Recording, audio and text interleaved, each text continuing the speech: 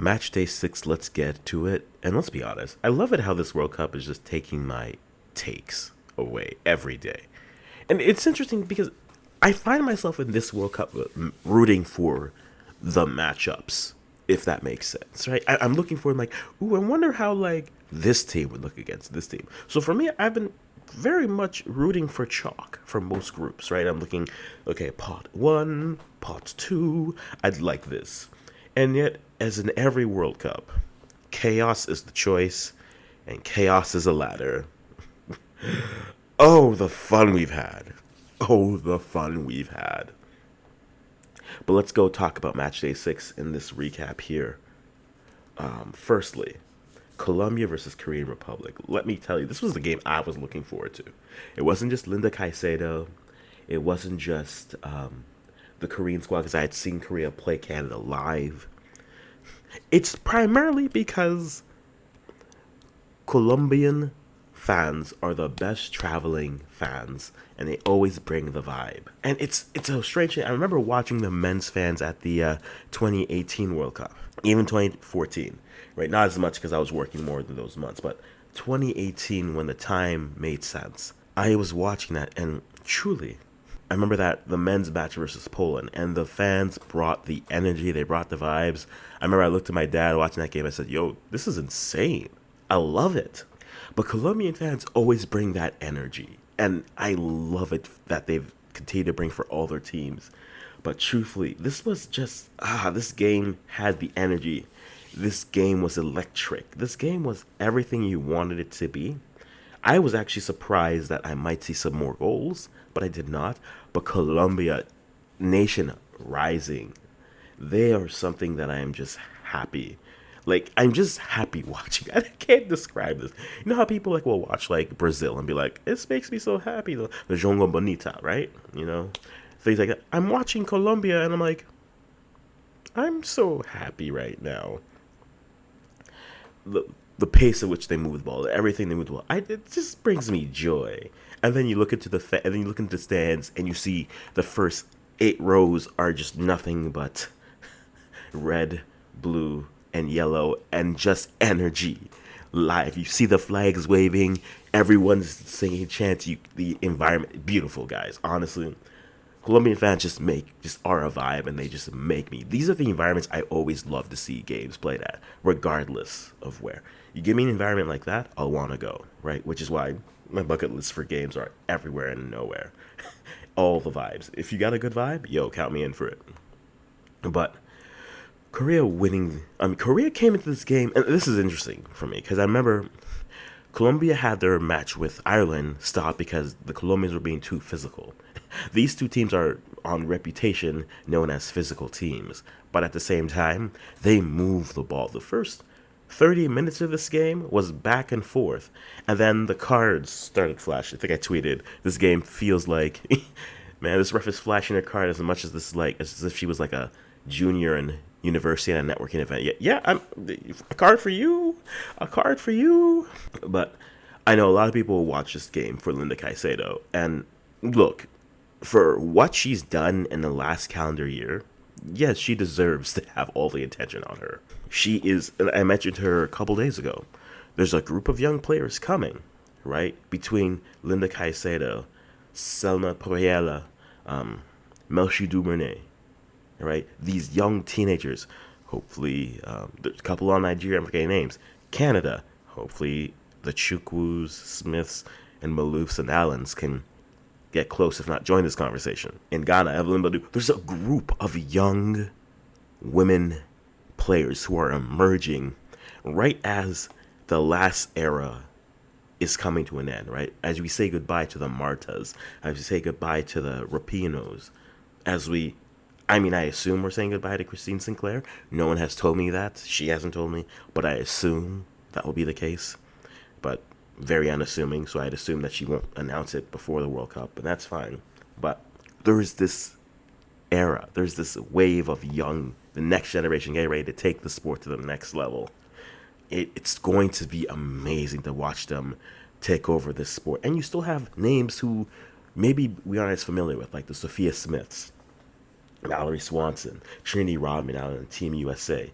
you have Stanway, you have Russo in England. There are names, guys. There are names out there. But this next gen is coming. And this is where it's starting to feel like, hey, and I'm excited for it. But back to this game. Korea versus Colombia, honestly, was the game I was looking forward to. Just because both styles of play were going to be a little physical, but they have no problem playing an up and down game. And after about the first goal by Usame, honestly, this game was Colombia's. Yes, there's no doubt Korea had their opportunities, right? But when you look at this was just Colombia and vibes. I'm very much excited. Now that leaves them with 3 points along with Germany, but they're topping the group, and points matter desperately now. And the reason why points matter is because when you start to look at the match day twos, with the match day twos, now you see that no team is safe. First of all, congratulations to the Philippines. Serena Bolden, 27th minute, off a set piece. Secondary ball rotated in, scores the Philippines' first goal at the Women's World Cup, at any World Cup level. But more importantly, helps secure the win for the Philippines, being the co-host New Zealand, and this brings chaos to this group. Again, I said earlier, I was voting for those. Let me see these top teams play, and now chaos is saying, "Oh no, did you forget about us? We are here. We are here for the chaos." So now New Zealand and the Philippines are tied for points, but the Philippines is under them because they have one goal difference, negative goal difference, and New Zealand is drawn. And we've said this earlier. I think the days of big, and ironically I did say that, and then like New Zealand, not New Zealand, and then Brazil and Germany walked through their teams with relative ease. But I said this in the preview. I think there was maybe 3 teams in this tournament who you'd say have a better chance of getting walked in games. Everything else will be tough games because I had said earlier in my pod, I said, has the game progressed or are teams just playing more defensive? That's progression. You can't deny the fact that a coach says, hey, we can implement this defensive strategy effectively. Just because it doesn't look as pleasing to the eye doesn't mean that the game isn't moving. Right, and that's something I think for some fans we have to come in, because I think for people who are watching, looking for just the vibes, people look at that Korea versus Colombia game and say, oh, that's the game we want. We want up and down action, we want chances everywhere, and ultimately we want a winner. But not every team can play that style. Furthermore, not every team wants to play that style. And because of that, coaches who are able to effectively defend are getting results. Now, the place where I fight back on it sometimes is when I say, oh, this team defended so well. It's like, did they, or did the team just miss the net a lot, right? Case in point, the Jamaica-France game. Did Jamaica defend well? Yes. But if we end the statement there, then say also, Diani had a few great saves, hit the crossbar, hit the post, had deflection that went just wide. You have to tell the full story. Sometimes, and that's always sometimes my problem with sports. Sometimes you get it. I think that's one of my problems with sports narratives is that they stop short of the full story. This team defended really well, yes, but it's not as if the ball was getting passed. Like, this isn't the NHL trap. Sorry for the international fans. I'm not going to make hockey references anymore. My Canadian is shining through. But this isn't just this notion of, oh, once they got the ball to midfield, they could do nothing with it. Teams are creating chances. They just aren't closing them. And they're the chances that other teams want them to have. And that is defensive. That's also part of coaching and strategy. But sometimes when I look at narratives, like, oh, look at this. This has happened. Therefore, this is coming. Oh, I think both things can be true, is what I'm getting to. I think teams can be progressing at the same time. Teams can be wasteful with their chances. That helps you defend well. That doesn't mean, though, that all you did was defend well and you were never threatened. So I like to bounce that out a little bit there.